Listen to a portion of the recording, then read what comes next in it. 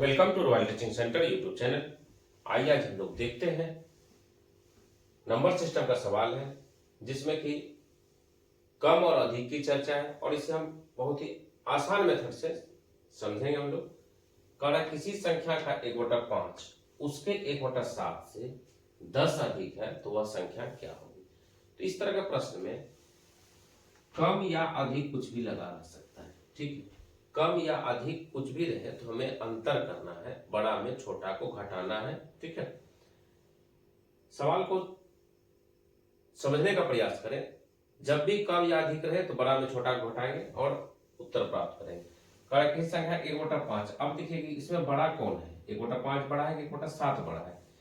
ठीक है, तो बड़ा होगा 1/5, छोटा होगा 1/7। कैसे? अगर मान के चलिए 100 रुपया है, उसको 5 आदमी में बांटना है और फिर 100 रुपया उसको 7 आदमी में बांटना है, तो आप कौन सा हिस्सा लेना पसंद करेंगे? 5 वाला हिस्सा में शामिल होंगे कि 7 वाला में? तो आप बोलेंगे 5 वाला में शामिल होंगे, क्योंकि 5 वाला में 100 को बांटेंगे तो 20 करके हिस्सा मिलेगा, 7 में करेंगे तो कम हो जाएगा 20 से, तो बड़ा ये हो गया। ठीक है, तो मान लीजिए कि संख्या x है, लिखना नहीं है।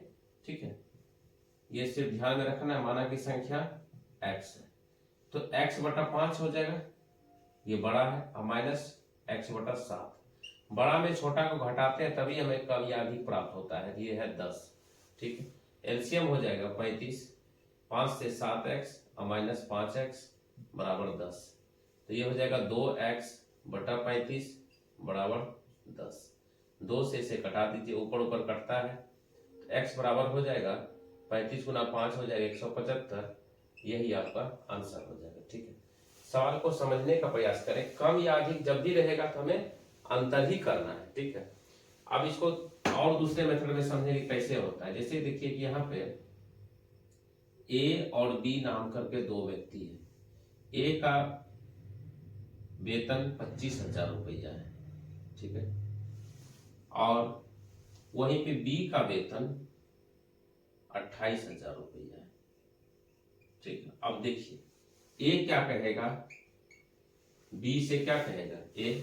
ए कहेगा कि हमारा वेतन आपके वेतन से 3,000 कम है, 3,000 कम है। फिर बी क्या कहेगा? ए से कहेगा कि हमारा वेतन तुम्हारे वेतन से 3,000 रुपया अधिक है। ठीक है, ये कहेगा।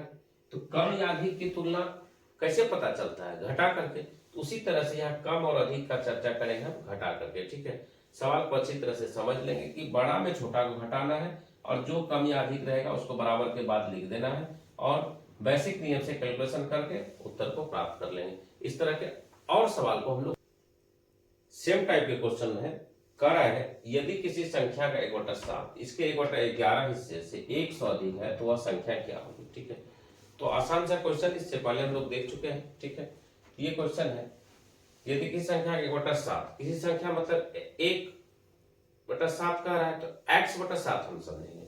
इसके 1/11 हिस्से से 100 अधिक है तो वह संख्या क्या होगी। ठीक है, तो अब इसमें कौन सा बड़ा होगा कौन सा छोटा होगा, तो ध्यान देंगे। अंश यदि समान हो, अंश समान हो, ठीक है, अंश समान हो तो छोटा हर वाला जो संख्या होता है वह बड़ा होता है। तो छोटा हर वाला संख्या बड़ा होता है, तो छोटा हर वाला संख्या बड़ा होगा।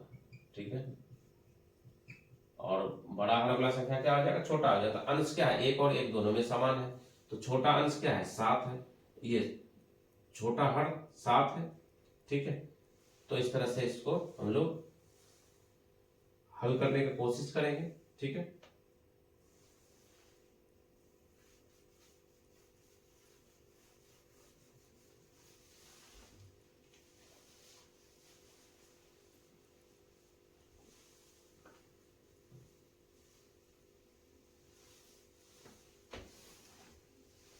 आइए देखते हैं। सेम टाइप का सवाल है। ठीक है, ये क्वेश्चन है यदि किसी संख्या का 1/7 इसके 1/11 हिस्से से 100 अधिक है तो वह संख्या क्या होगी। ठीक है, तो देखिए यहाँ 1/7 और 1/11 दिया गया है, तो कौन सा बड़ा होगा कौन सा छोटा होगा इसको पहचानने का आसान नियम देखें। यदि अंश समान हो, अंश क्या हो? समान हो, दोनों में अंश समान है, 1 और 1। अंश यदि समान हो ठीक है, यदि अंश समान हो तो छोटा हर वाला छोटा हर वाला संख्या या भिन्न बड़ा होता है, छोटा हर वाला भिन्न बड़ा होगा, ठीक है, और बड़ा हर वाला भिन्न क्या हो जाएगा, छोटा हो जाएगा। तो छोटा वाला क्या है, छोटा हर 7 है, तो किसी संख्या मतलब x, तो x बटा 7 और फिर x बटा 11। कम या अधिक कुछ भी कहेगा तो बराबर के बाद हम रिजल्ट रखेंगे, ठीक है। अब इसका एलसीएम ले लेंगे, 7 और 11 का एलसीएम 77, 7 से इसको कर देंगे 11x और यहाँ से 7x, ठीक है, तो बराबर हो जाएगा 100। तो ये हो जाएगा 4x बटे 77 बराबर 100। 4 से इसे कटा दें तो कितना बड़ा 25 बार में। अब x बराबर 77 गुना 25 करेंगे तो डायरेक्ट लिखें, x बराबर 77 को 25 से गुना करें, 25 होता है 175, बच गया कितना 17, फिर 25 होता है 175, 175 में 17 जोड़ देंगे तो हो जाएगा 192। तो यही आपका आंसर हो जाएगा, ठीक है। बहुत ही आसान मेथड से इसको जो है हम लोग सॉल्व कर सकते हैं। अब कंपटीशन में आपको समय बचाने के लिए और भी शॉर्ट मेथड का आप लोग यूज कर सकते हैं, ठीक है।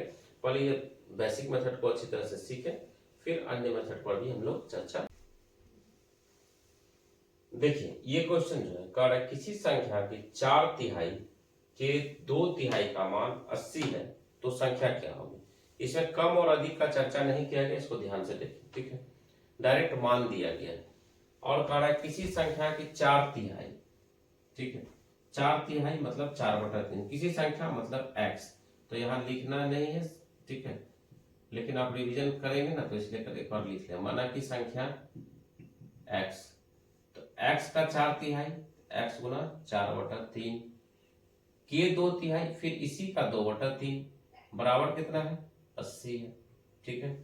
तो अब आप इसको जो है कि बराबर में ऊपर से ऊपर कटता है तो इसको कटा दे 4 से, ठीक है, कितना बार में 20 बार में, फिर 2 से कितना बार में 10 बार में। अब x बटा कितना हो जाएगा 9 बराबर 10, तो x बराबर हो जाएगा 90। यही आपका आंसर हो गया। अब इसको एक ही लाइन में सॉल्व करना था, ठीक है, लेकिन समझने के लिए हम लिख दिए x बटा 9 बराबर 10। तो इस तरह से जो है कि सवाल को पहले नंबर सिस्टम का सवाल को अच्छी तरह से इसका भाषा को समझेंगे, जैसे भाषा करा उस तरह से हल कर देंगे। अब यहाँ स्टूडेंट कंफ्यूज कभी कभी कर जाता है, किसी संख्या के 4/3 तो x गुना 4/3 लिखता है, फिर x गुना 2/3 लिख देता है, तो वहां x स्क्वायर हो जाता है। नहीं करना है, क्योंकि यहाँ डायरेक्ट कह रहा है कि 4/3 के 2/3, इसी का फिर 2/3 कह रहा है, ठीक है, अलग से फिर नहीं कह रहा है। तो इस तरह से जो है कि इसको आसान मेथड से सॉल्व कर सकते हैं और भी